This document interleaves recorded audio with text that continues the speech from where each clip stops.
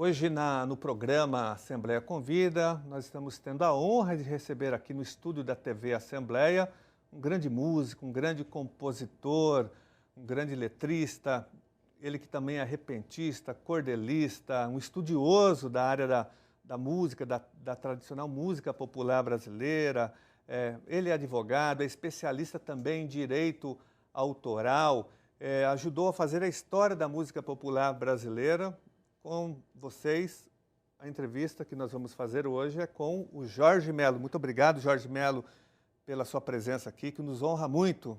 Que você que tem toda essa trajetória, produzindo uma grande música, dando a sua contribuição para o patrimônio, para a construção do patrimônio da cultura brasileira. E você tem várias facetas, como eu disse, você é repentista, você é compositor, você é cantor, você é letrista, você é escritor, está lançando um livro. Você atua também nessa área de direitos autorais, você é um dos grandes especialistas hoje do Brasil nessa área, mas eu gostaria de começar falando sobre música, logicamente, né? Do início da sua carreira, claro. De quando você chega aqui no início dos anos 70, com o Fagner, com o Belchior, com a Melinha, depois com o Edinardo. Eu queria que você contasse um pouco dessa sua trajetória inicial musical, você que também é maestro, você que dirigiu peças de teatro, fez trilhas sonoras para teatro e para cinema. Então vamos começar falando um pouquinho dessa sua trajetória até chegar nos livros, no direito autoral. No início, gente, ainda no Nordeste, nós tínhamos um programa na TV Ceará que eu dirigia. Gente que a gente gosta. Na realidade, veio de um outro chamado Porque Hoje é Sábado, mas já estou falando do momento da nossa vinda para o Sul, a vinda da rapaziada para o Sul. Havia o Porque Hoje é Sábado, depois o Gente que a gente gosta, onde nós começamos a unir o artista do Sul com a gente lá dentro de Fortaleza. Toda a rapaziada de Fortaleza estava ao redor do programa. E a gente tinha um convidado toda semana do Sul. Eles passaram a nos conhecer e a gente passou a se mostrar para essa rapaziada toda. Depois a coisa cresceu. Teve os encontros mesmo mais sérios, debates, com Gil, né, com o pessoal dos baianos, com os mineiros. E, nesse momento, a gente já sabia que não podia mais ficar em Fortaleza, mesmo tendo programa, tendo uma atividade cultural importante. Eu estava com uma peça de teatro lá, na época, com 40 atores convidados de dentro da universidade. A direção musical era minha, com músicas minhas e do Belchior. Belchior sempre foi o meu, digamos, parceiro mais constante. A gente estava sempre perto. Tanto no programa, que a direção musical era minha e dele, quanto na peça. E um dia resolvemos, olha, não é mais para a gente ficar aqui, vamos embora e vamos criar uma estratégia. E a estratégia foi convidar a Cidinha Campos. Cidinha era tida como a grande jornalista do momento, mulher na época do Manuel Carlos, hoje diretor de novelas da Globo, autor de novelas da Globo. E a gente resolveu trazer a Cidinha ao Ceará. E a Cidinha viu o movimento de todo mundo, as peças de teatro fazendo sucesso no teatro, coisa difícil, num centro pequeno. E a publicidade era toda nossa, no rádio e na TV. E aquilo era assim, nossa, que coisa, eu pensei que só os baianos, só os mineiros tivessem essa organização. Quero esse movimento lá comigo. E eu me prontifiquei a vir assumir na TV Tupi a direção musical dos programas dela. Dia desses, a Cidinha Livre, que a direção geral era do Manuel Carlos. Eu fui, assim, o assessor, digamos, musical dos programas junto ao Manuel Carlos. Com isso, todo mundo veio se juntar a essa ideia, né? Agora os cearenses criarão um novo núcleo, um núcleo além dos mineiros e dos baianos, no Rio e São Paulo. Primeiro a vir foi o Belchior, eu, o Fagner e o Cirino. Morávamos no Rio de Janeiro até 1974, chegamos em 71. Um mês antes, a peça tinha sido vencedora do Festival Internacional de Teatro Amador em São José dos Campos e nós ganhamos 6 dos 8 prêmios. Melhor direção, melhor musical, melhor espetáculo, todos os prêmios mais nobres. E isso foi uma carga de energia maravilhosa. Imediatamente tivemos convite para montar esse texto, essa peça no Rio de Janeiro, convite para montar essa mesma peça em São Paulo. A trilha sonora era sua? Trilha sonora minha e do Belchior, direção musical minha. E essa peça, ao ser montada, foram com atores globais, atores da moda aqui, não nós, atores de lá. Trouxemos alguns, mas botamos artistas importantes aqui nos principais papéis. Milton Moraes, que estava na maior estrela, né? Então, era esse nosso projeto. E aconteceu. Aqui fomos vistos mais facilmente pelas gravadoras. Ednardo terminou sendo o autor da trilha de Pavão Misterioso, né, da Globo, de uma novela. O Fagner com Coração Alado, que é a música do Graco e do Caio, foi trilha também de novelas. Tudo começou a acontecer a partir disso. Logicamente que eu, como era contratado da Tupi, subi no início o palco muito menos do que a rapaziada que eu jogava. Por quê? Eu estava por trás, como um intelectual, como um diretor daquele movimento. Mas foi pouco tempo, porque eles aconteceram muito rapidamente. Belchior ganhou logo de cara o Festival Universitário. Aquele mesmo que lançou Ivan Lins, no ano seguinte foi Belchior, com a canção Na Hora do Almoço. Aí nos posicionamos, daí para frente o que aconteceu? Os contatos com gravadoras, que logicamente ninguém estava interessado naquele time inteiro de pessoas. Mesmo com Gil e Caetano na Europa, né, por causa do problema. Eles estavam exilados ainda? Exilados.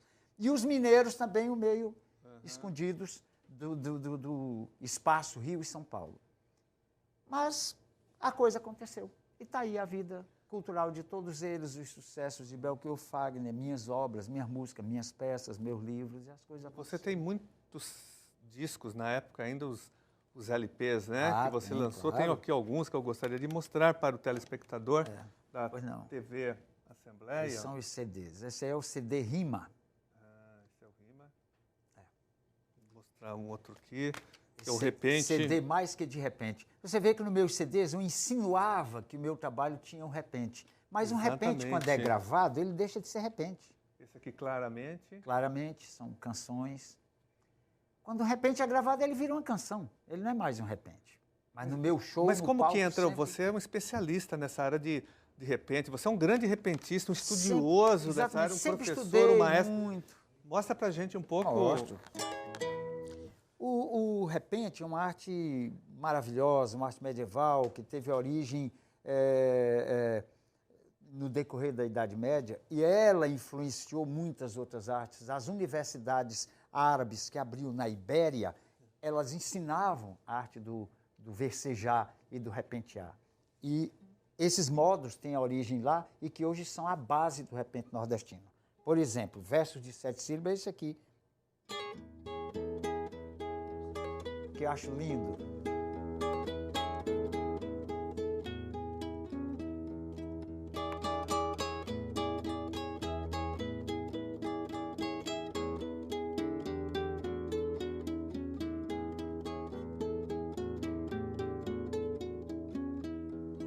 Agora eu vou repentear um pouquinho para você. Improviso aqui. Improvisar. Quando eu me levanto cedo, eu logo calço um chinelo para falar de repente, com esse sorriso amarelo. Eu canto na sua frente, pois sou um poeta no prelo. E agora eu me apresento, eu me chamo Jorge Melo.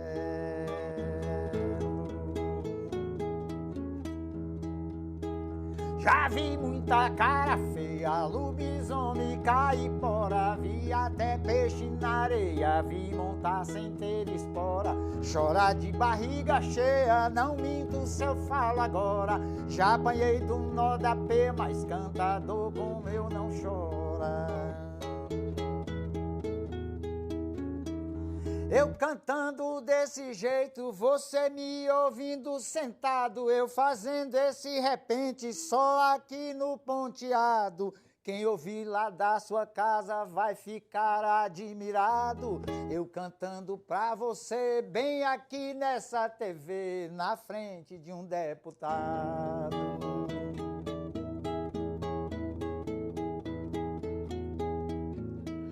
Pois para fazer repente puxo tudo da cachola, você vê que eu só ponteio pegando nessa viola, mas digo como é que é, Gianazzi, sou melhor do que o Pelé, do tempo de jogar bola. Muito bem. Jorge, falando em repente, em música, nós aprovamos recentemente no Brasil uma mudança na Lei de Diretrizes e Bases da Educação, a LDB, a Lei 93/94, incluindo agora o ensino obrigatório de música nas nossas escolas, no ensino fundamental. Então, esse conteúdo ele se torna agora obrigatório, ele entra no currículo escolar já a partir desse ano, né? Eu apresentei também um projeto aqui na Assembleia Legislativa, incluindo também, reforçando essa lei federal, aqui no plano estadual, para que as nossas escolas possam ensinar música, mas não necessariamente ensinar o aluno a tocar um instrumento. Se ele quiser, ele vai ter acesso também a esse tipo de ensino. Mas, sobretudo, o grande objetivo da lei, que foi aprovada, na verdade, no Congresso Nacional, foi no sentido de resgatar a cultura musical brasileira. E os nossos grandes artistas, Luiz Gonzaga, Carmen Miranda, Lamartine Babo, enfim, todos os grandes nomes e os grandes ritmos e a história da música popular brasileira. Eu sei que você é maestro, você já foi professor de música, você entende muito. Como que você vê a aprovação dessa lei? Você acha importante? O que você acha que tem que ser ensinado hoje para as nossas crianças e adolescentes para preservar esse patrimônio cultural, musical que você tanto conhece e que você tanto tem contribuído para o seu crescimento? Olha, em primeiro lugar, eu acho a ideia sensacional.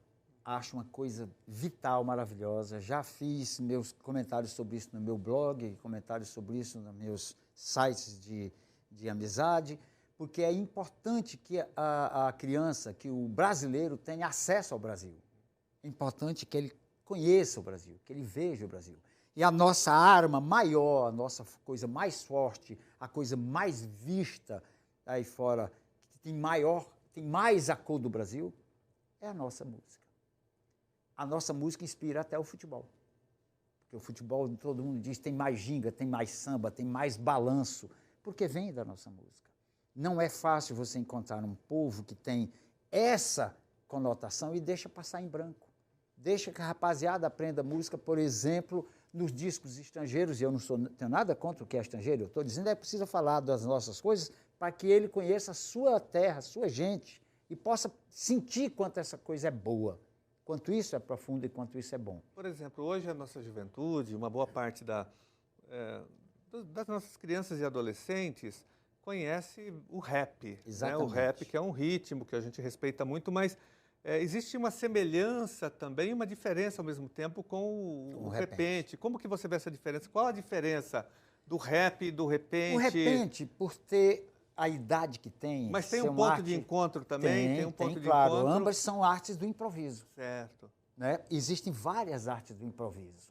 Se você pensar, tem o repente da viola, tem aquela arte que nasceu na praia, que é a embolada, feita com pandeiros, é um repente. Tem a arte dos gaúchos, aquela maneira de fazer verso, até puxando o fole que eles têm, também é repente. E o rap também é repente. Essa arte de fazer o repente, o que precisariam essas outras, ou uma conhecer a outra, é que a arte do repente nordestino ela é mais requintada pelo tempo de maturação. É uma arte medieval, uma arte muito antiga. Ela viveu mais. E como vovô desses outros, como a grande vovó desses outros, ela merece essa atenção de ser olhada. Eu posso dizer aqui para a rapaziada do rap que estiver me ouvindo, são 42 formas que eu conheço de se fazer versos no Nordeste. 42 formas de se arrumar o verso no Nordeste. Todas essas que eu fiz são apenas versos de 7 sílabas, como se meu cérebro contasse 7. 1, 2, 3, 4, 5, 6, 7, olha aqui, ó. 1, 2, 3, 4, 5, 6, 7, 1, 2, 3, 4, 5, 6, 7. É apenas uma. Eu estou falando que tem 42 diferentes. Se eu pulasse daqui e fosse fazer um verso de 10 sílabas, 10 sílabas seria pam pam pam pam pam pim pam pam pam pam da ta ti da ta tim ta ta ta ta. Se eu botar palavra aqui dentro, essas palavras cantarão diferente, ela tem um cantabile do verso diferente. Isso o pessoal do rap não sabe. Isso o pessoal da poesia gaúcha ou da poesia de praia, que é o famoso a embolada, não conhece. É preciso uma conhecer a outra para aproveitar o melhor, o filé, o néctar que a outra tem, que é uma coisa que maturou no tempo. Maturou no tempo. Essa de brincar de 10, se eu for fazer aqui um verso para brincar com vocês, ela seria o quê? Seria assim, ó. Pa pa para pa pim pa pa pa pa pa pa pim pa pa pim pa pa pa pa, botando palavras. Todo oco do mundo mora aqui em Santana, acredite que é como estar no outro planeta, se meta, se mate na pressa, no túnel, na pressa, se mate, se meta. É que no mar mais azul a coisa ficou preta, tem carro, tem gente querendo passar, na rua, na praia, em todo lugar. É cachorro quente ao invés do almoço, falta vida, falta um banho no poço e a viola gemendo pra gente cantar. A cidade me chama e abraça e aperta, vem um corre pro apartamento. Eu ando, eu tento, é sinal, é oferta, é sinal, eu ando, eu tento. E o dinheiro e a grana já dão pro sustento, mas sem fiador eu não posso alugar. O metrô, o emprego não vão me assustar, nem tanto cachorro puxando madame. Meu Deus, aqui falta de alguém que me ame, do fole bonito pra gente cantar. Eu falei pra você, eu vou voltar pro meu lugar. Oh, oh, vou voltar, eu vou voltar pro meu lugar. Aí vem um kitnet na rua do elevado, vem o fone na esquina, vem a poluição, vem o padrão, vem o preço, o cheque, o mercado, o cheque, o preço e o patrão. E o fantasma do Ibope, a neurose, a tensão, a paisagem é boa, pra que reclamar? Tem anúncio luminoso pra gente sonhar. Tem condomínio e a conta do gás, a de luz, a cidade é linda, fascina, seduz, mas tira dos olhos o gosto de olhar. Hoje o meu senso de humor já tá modificado, eu só penso em câmbio, é bolsa, é poupança, é fiado, é à vista, em banco, é fiança, em banco, é fiança, é à vista, o fiado, ó o diabo do fiado aí, Janás. É em renda, loteca, ser vendido, se é dado, é hiper, é surf, é fusca, é jaguar, na TV, no rádio, revista, eu sei lá. Shopping center, é boate, é no frio, é no calor. Se eu subir de vida foi no elevador, pro alto do prédio onde eu fui trabalhar. Eu falei pra você, vou voltar pro meu lugar. Oh, oh, vou voltar, eu vou voltar pro meu lugar.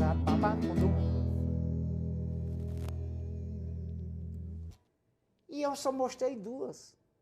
São 42. Faltam 40 formas de se organizar versos. Então essa riqueza o rap não conhece, infelizmente.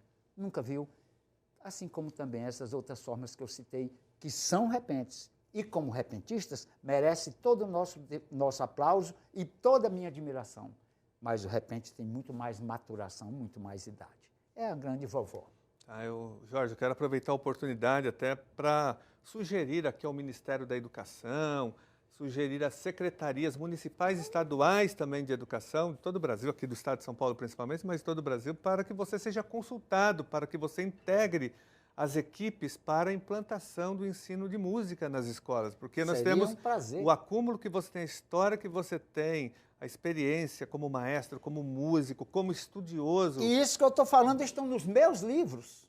Estão nos meus livros, está aqui um deles. A Medicina Popular no Cordel, Mesinhas, Doenças e Curas, onde eu trato exatamente disso. Onde nasceu cada forma dessa, quem faz, quem cultua, quem são os mestres de cada situação dessa. O que é que eles fazem, como eles ponteiam suas violas. De onde vem essa melodia que eles trabalham. Esses livros existem.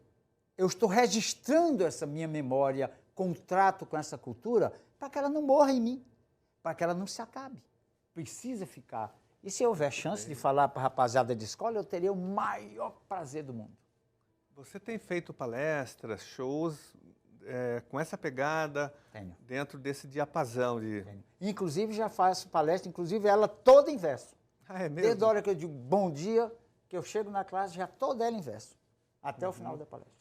Eu lembro que você fez, quando nós já realizamos 2 sessões solenes na Câmara Municipal, quando eu era vereador ainda, e você participou. Uma em homenagem ao Torquato Neto, que você participou, e depois uma outra, de repente, na Câmara, que você deu 2 grandes contribuições nessa área. Assim, a outra foi para o Ariano Suassuna. Exatamente. Título de Ariano Suassuna, nós recebemos ele em versos. Exatamente, Legal, que é a maravilha. sua especialidade, viu? Agora, falar um pouco dos seus livros também, você tem vários livros escritos, esse que você citou agora, que é a Medicina Popular no Cordel.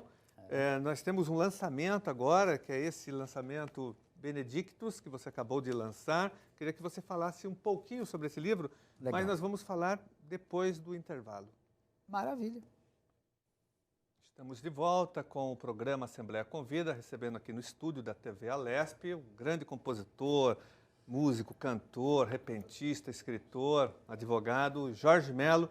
Jorge, você deu aí uma aula para nós sobre o repentismo, sobre o repente. Agora eu fico imaginando nessa comparação que você fez com o rap, se os nossos meninos aqui, se a nossa juventude conhecesse, tivesse acesso a esse conhecimento, eles seriam mais criativos, porque com o rap eles já são super criativos. Exatamente. Eu fico imaginando se os nossos apurar alunos a técnica tivessem acesso, talvez através da agora, do ensino de música nas escolas, a essa fórmula, a esse método que você está nos ensinando agora de formulação do repente, nós teríamos grandes obras aqui no Brasil, superando até, indo além do rap. O rap é muito bom, mas com o repente nós iríamos muito além, porque o rap tem o repente tem uma elaboração musical mais sofisticada, né? Exatamente. Maior, mas parabéns.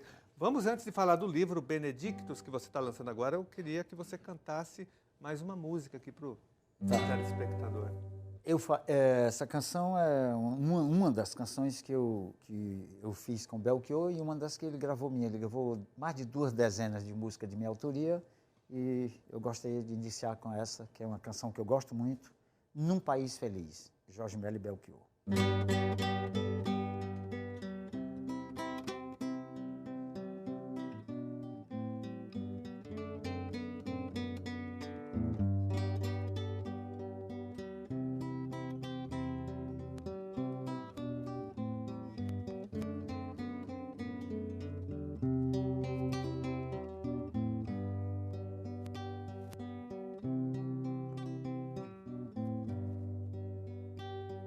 Ainda não se ouvia o ai do sabiá, e nem já se sabia que ele assobiava lá. O índio ia indo, inocente nu, e no cauí ninguém sentia a essência do caju. Não navegavam naus abaixo do Equador, aqui nem sonhos maus, não há nhangá, nem cruz, nem dor. E o índio ia indo, inocente nu, sem bens e sem pecado, ao som do sol do Irapuru. Não navegavam naus abaixo do Equador, na terra Xantupã descia sem pã de tambor. E ainda não se ouvia o dó das Juritis, mas eu já sonhava com a cor, 1000 tons de algum país, num país feliz.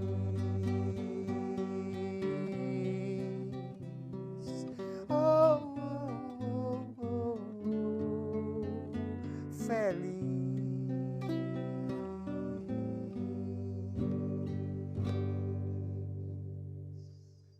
Essa é uma parceria com o Belchior, né?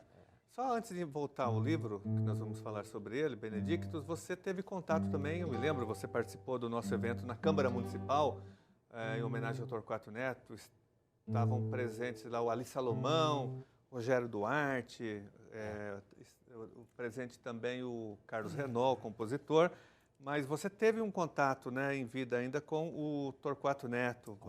Você conheceu pessoalmente? Porque você é do Piauí. Ah, tá. Sou de Piripiri, no Piauí, o Torquato, que é de Teresina. No Rio de Janeiro a gente se encontrava muito.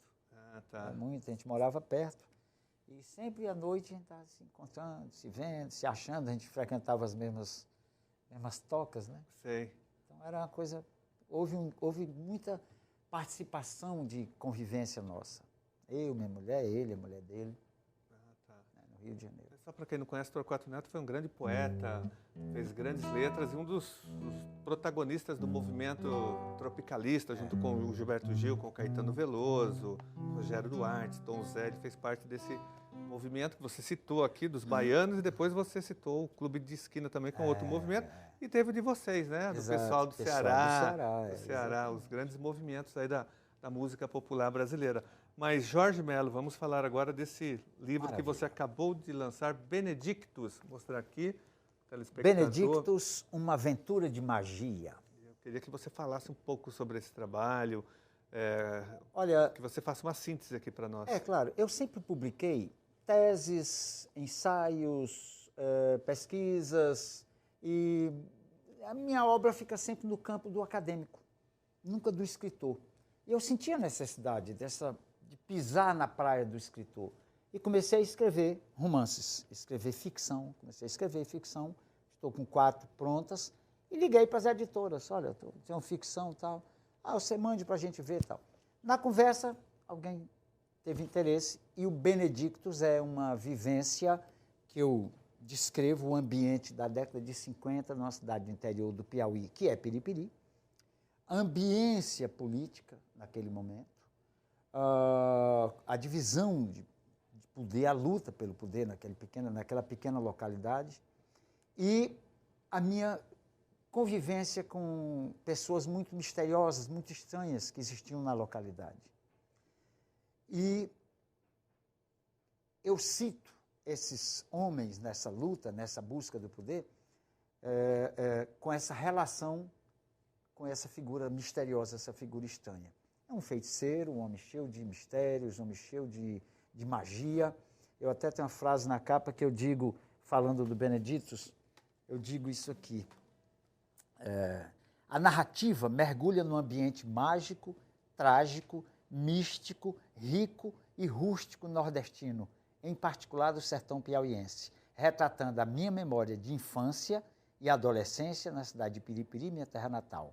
É uma ficção onde construo uma trama envolta em personagens que sinto como se fossem reais, e esse personagem mudou a geografia e a história local. Isso é um fato.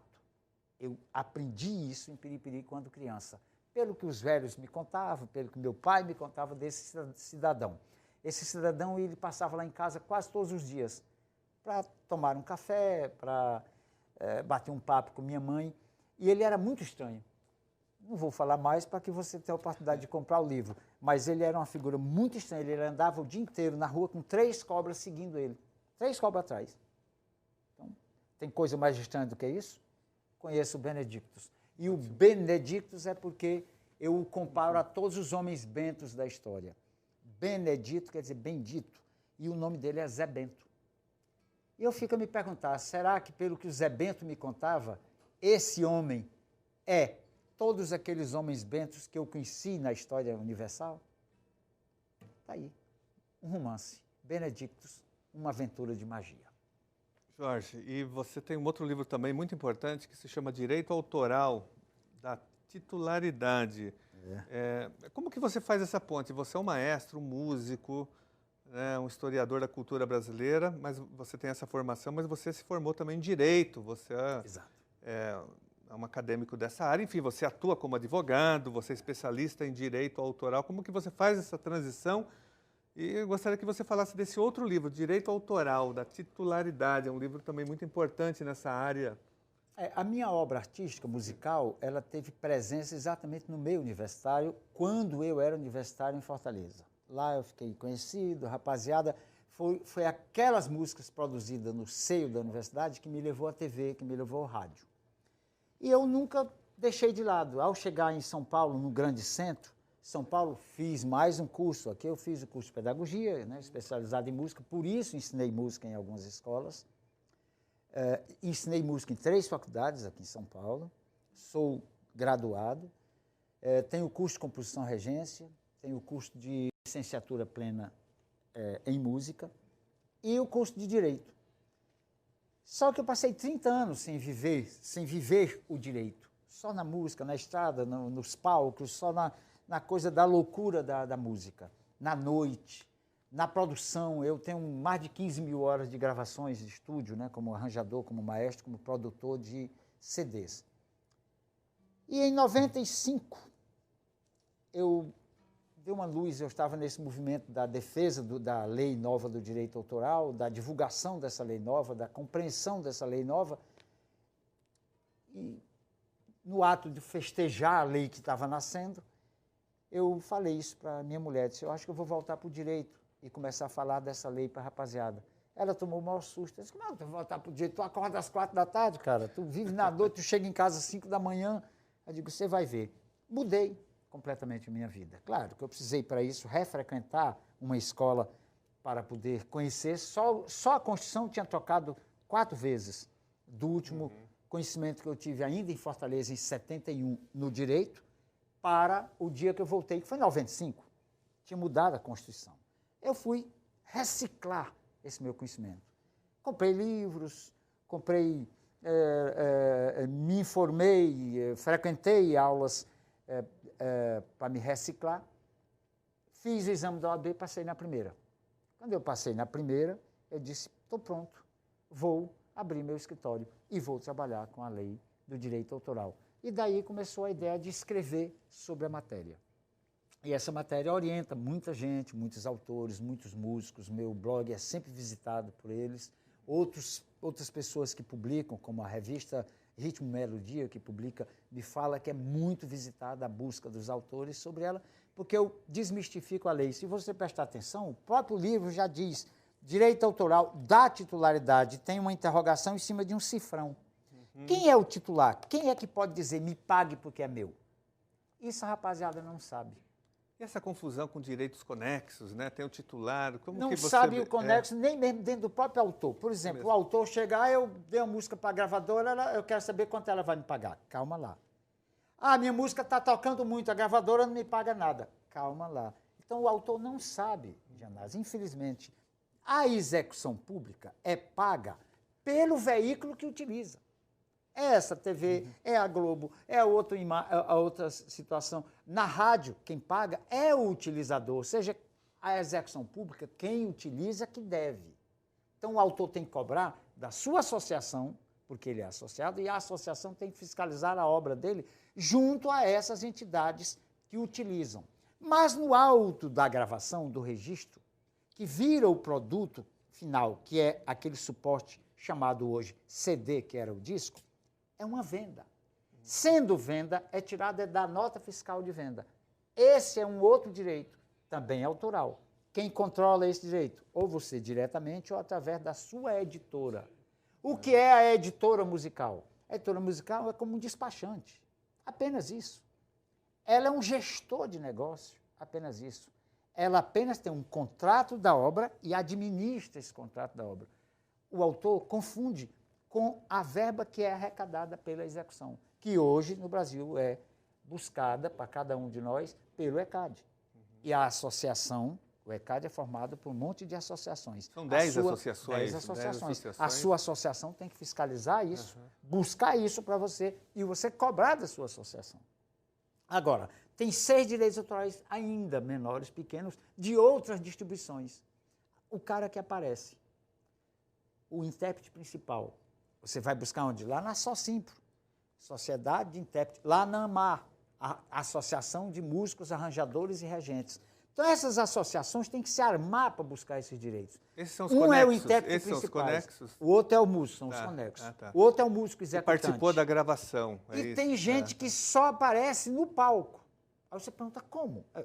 O que faz um direito, como o direito de arena. Ele está presente no palco. Ele nem no estúdio foi gravar. Mas ele está na capa. A maioria dessas bandinhas que você conhece fazendo sucesso no Nordeste tem isso. Eles montam uma banda e fazem 30. E vai menino para cá, para cá, para lá com o mesmo nome. Banda não sei o que lá, banda Avião da Silva. O Avião da Silva está em Goiânia hoje, no mesmo horário que ela está em Fortaleza, que está em Piripiri, no Maranhão, que está em tudo quanto é lugar. Ele vende um rótulo. Se vende um rótulo, aqueles outros que só aparecem em nome daquele rótulo ganham alguma coisa? Ganham. Eles aparecem, são vistos, tem a arena. É um outro direito autoral. Então, essa gama de direitos é que eu desmistifico e mostro. Que atividade você produz? É essa? Procure ali. Eu fiz a música, fiz a melodia, eu sou arranjador. Fiz os arranjos da música do Belchior. Eu vou buscar onde? Acabei de citar, na Socimpro, na AMAR. Através dessas é que eu vou buscar onde está o meu. Porque arrecadado é. Jorge, como que você vê agora essa discussão, a gestão passada do Ministério da Cultura, não a Ana Buarque de Holanda, mas o Gilberto Gil, o Juca Ferreira, aquela gestão estava discutindo essa questão de uma reformulação da lei do direito autoral, até por conta hoje da internet, da pirataria, né? Mas a reforma não foi consolidar, até porque o Gil saiu, o Juca Ferreira também, a Ana Buarque não deu sequência a essa discussão e a Marta Suplicy, que assumiu agora o Ministério da Cultura, também ainda não tocou nesse assunto, pelo menos até agora, né? Não há nenhum... Você acha que a lei tem que ser reformulada, adaptada à nova realidade? Qualquer normatização, ela vem em função do comportamento da sociedade. A sociedade, a proporção que ela anda, ela necessita que a sua atuação, a sua atividade ganhe normatizações. Isso vem desde o começo dos tempos. Se nesse momento existe uma utilização forte por veículos de antena, tipo internet, tipo sem fio, tipo sem suporte, temos que começar a normatizar isso. A lei atinge algum ponto disso? Não. Nesse ponto tem que preencher. Agora, para isso não é mudar, por exemplo, aquilo que já está dando certo. Você diz assim, tem muita coisa que podia dar certo, por exemplo, o autor poderia, como na Xerox, qualquer livro ser xerocado, ser tirado cópias. Ele podia permitir que qualquer CD fosse feito cópia desde que não fosse para venda. Tudo bem, isso já está no artigo 46. Para que modificar se já existe? O artigo 46 diz que quando não há, são as exceções ao direito autoral, quando não há o interesse na venda, tá? Existe uma série deles permitindo. Se você é um crítico, você pode usar uma poesia minha ou do Chico para, no campo da crítica, trabalhar. Mas lembre, o campo da crítica, você está criando uma obra derivada da minha, cuja obra derivada da minha é uma obra nova, que é permitido, sem que eu autorize, você botar a minha bota com o espírito da crítica. Você não pode simplesmente fazer uma coletânea e tentar vender sem minha autorização. Porque não, você está no mesmo campo da minha, que é que minha obra atinja pelo meu nome e que ela me dê resultados financeiros pelo interesse que ela gera. O cara está fazendo isso por mim, então não pode, a não ser que eu autorize. Agora, Jorge, o autor é muito prejudicado hoje porque tem muita sonegação, né, do pagamento, principalmente de grandes emissoras de televisão, de grandes rádios, não tem? E o autor, o compositor é prejudicado porque ele não... Daí ter uma sociedade, que é o caso do ECAD, uma hipersociedade de associações, uma associação de associação, que é a forma mais próxima de atingir esses megagrupos. Tá. Jorge, como que funciona? Você faz a música, você registra onde? Para o telespectador entender o processo. Você terminou a sua música, você tem que registrar onde? Todo mundo me pergunta isso todo dia no meu blog. Então, todo mundo no meu blog pergunta isso. Como é que eu faço para registrar? A lei não necessita do registro. Ela, inclusive, diz textualmente, não é necessário registrar a obra. Mas, se você tiver interesse, procure qualquer um deles. Por exemplo, vá a um cartório de notas, registre a obra. Um cartório de notas já é um registro. O que é o registro? É tornar público. Eu oriento meus clientes, como advogado que sou, para fazer o seguinte: compôs a tua obra? Compôs. Está com medo de que ela chegue a um terceiro e ele te roube ou use o nome dele em vez do seu ao registrá-la num suporte, num CD ou numa gravação de vídeo? Está com medo? Tá. Ótimo. Faça uma gravação disso, leve ao correio e remeta por envelope para você mesmo. Ao chegar, guarde em cima do guarda-roupa e nunca mexa. Aquilo é um registro. Tem um selo do correio. É tão prova quanto o registro nos órgãos de registro, quanto o registro feito no cartório de notas. Tão prova. É só você levar para o juiz e dizer, excelência, abra e bote uma sentença da abertura desse documento. Ele vai botar documento aberto por mim, não devidamente, lacrado, com o selo do correio do dia 14 de outubro de 2000. Então, se aparecer uma gravação de 2001, você tem direito de cobrar, porque em 2000 já estava no envelope dirigido para você. Essa é mais barata, porque os outros registros são muito caros. E esse é um selo do correio. Muito bem. É uma prova. Jorge, nós estamos já terminando com o programa aqui.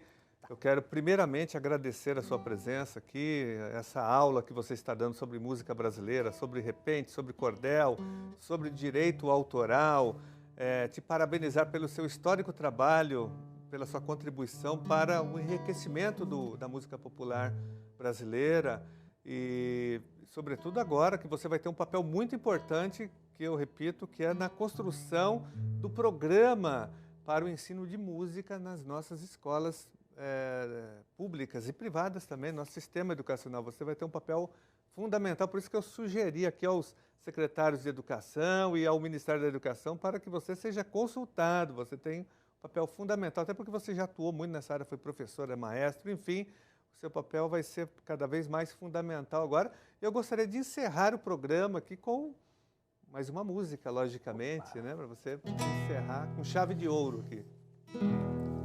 Era uma vez um cara do interior, que vida boa, água fresca e tudo mais. Aí rádio e notícia de terra civilizada entram no ar da passarada.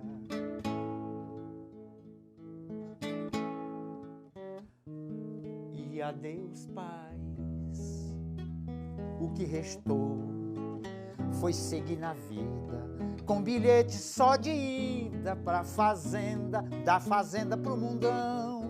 E ele foi sem mulher nem filho, ó brilho cruel do trilho, do trem que sai do sertão. Mas ele foi sem mulher nem filho, ó brilho cruel do trilho, do trem que sai do sertão. Acreditou no sonho da cidade grande, enfim, se mandou um dia e vindo viu e perdeu, indo parar, que desgraça, na delegacia. Caboclo lido e corrido relembra de um ditado esquecido, que o nordestino antes de tudo é um forte. Com fé em Deus, um dia ainda ganha loteria pra voltar pro norte. Com fé em Deus, um dia ainda ganha loteria pra voltar pro norte. Era uma vez um cara do interior. Bem, Jorge. Jorge, só então, essa de quem que é? Sua aí? É minha de Belchior. Ah, sua do Belchior. Qual o nome? Essa é Notícias de Terra Civilizada. Ótimo. Eu quero fazer só um último desafio aqui, agora num repente para você. Eu estou muito preocupado com essa questão da música na escola hoje. Em área de educação, você sabe, eu atuo muito. Eu queria que você fizesse aí um repente falando da música hoje na escola. Maravilha.